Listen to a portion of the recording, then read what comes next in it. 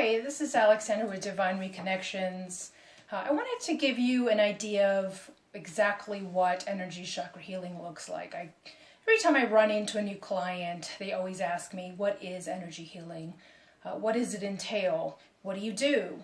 So I thought I'd do a quick run through of what it looks like and what are the tools that I do use. So basically what I do initially is I have my clients lay on their back on a massage table, and then I have 7 crystals, 7 chakra crystals that pertain to each chakra. And so what I do is I will place these chakra crystals underneath the table in the area corresponding to that chakra. So this is a purple crystal, so this is designed for your third eye, so I will place this under the table in the vicinity of where their third eye is. Or if I'm using a clear quartz for the crown chakra, I will place this underneath the table where the top of their head are.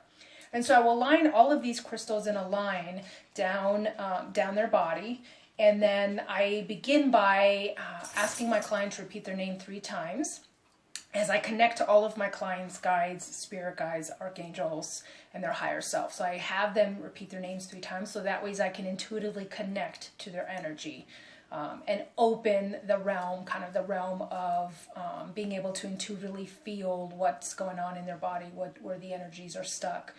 And then as I begin to work on my clients, I go down the body in a very straight fashion. I will connect to each chakra by placing my hands over that section to intuitively feel what is the energy story they're holding on to in that moment for that particular chakra. And a lot of times it can be things such as anger, frustration, sadness, any of those particular type of emotions that a client has gone through in the past via some level of trauma.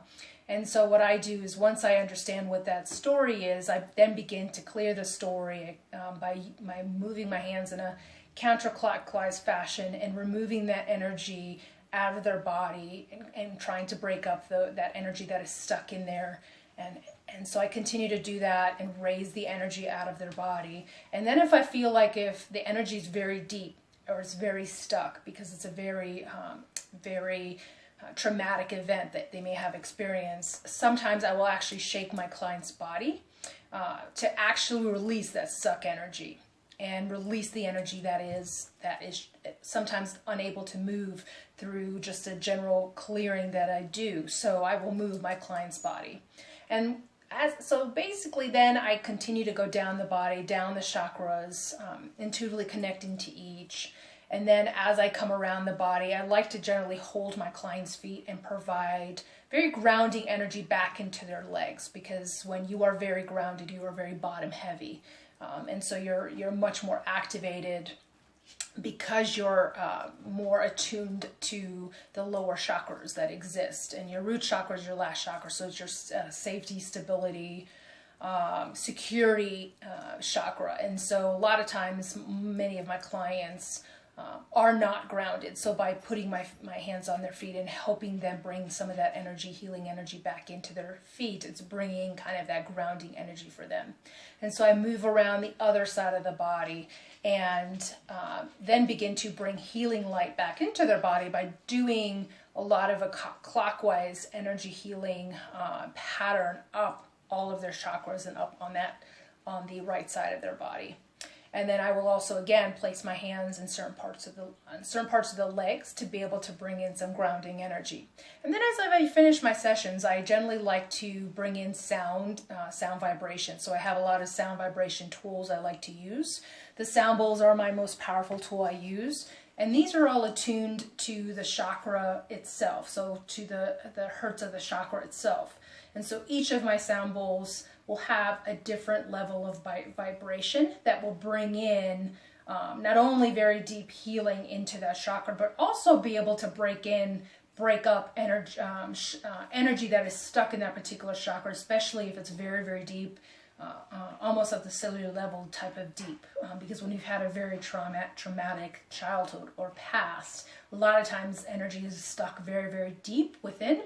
And by using sound itself, that really helps be able to vibrationally break up that energy. And this is basically what it sounds like.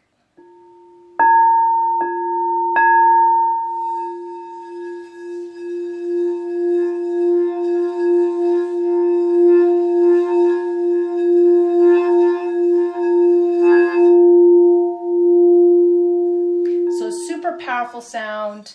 I don't think I've ever not had a client tell me how powerful these are. Some of the things I like to do, and usually depending on the sound bowl or the tuning fork, and the tuning fork is very, very similar. It has the same type of hertz to it, and not as loud, I should say, as a sound bowl. It's a much softer vibration, but it's just as powerful. And I like to rotate between the tuning forks or the sound bowls, depending on which ones they need based on what they're going through. So sometimes I'll use my sound bowls on the front part of their chakras. Sometimes I'll use the tuning forks on the back side of the chakras as I finish, because I like to have my clients flip over and I work on their back chakras as well. And so I will use the sound bowls and the tuning forks. And then I like to finish up with sprays. I'm an avid believer of sprays because I use them myself and they're very powerful. I have calming sprays, I have loving comfort, I have healing wisdom, depending on what story my client's going through. If they need a little bit of love and comfort because they're going through something that's giving them a lot of anxiety, I will use that spray. Or if they're really needing clarity, I like to use healing wisdom. And so I will spray these at the very end to really bring in some of that healing energy through my sprays. And then I like to even use, I've got this grandfather bear that I used to open a healing channel with my clients in the very beginning. So I'm a huge proponent of the sprays. And I do use a feather as I'm spraying, to move that energy along the body. So that way that healing spray can really be absorbed deep into the chakra itself. And so usually my sessions will last anywhere between an hour and a half to 2 hours, depending on what my clients are going through and what the story of them is going through. So that's basically the length of my session, and that's what it looks like. So hopefully that answers your question of what to expect during a chakra healing session. All of it is obviously intuitive, so I get messages from all your guys. It does come through me like a conduit, so I pass those messages on to my clients at the very end, and we talk about the experience and what I heard, to give them kind of a plan of action for things to work on. So I hope to see you at an energy session.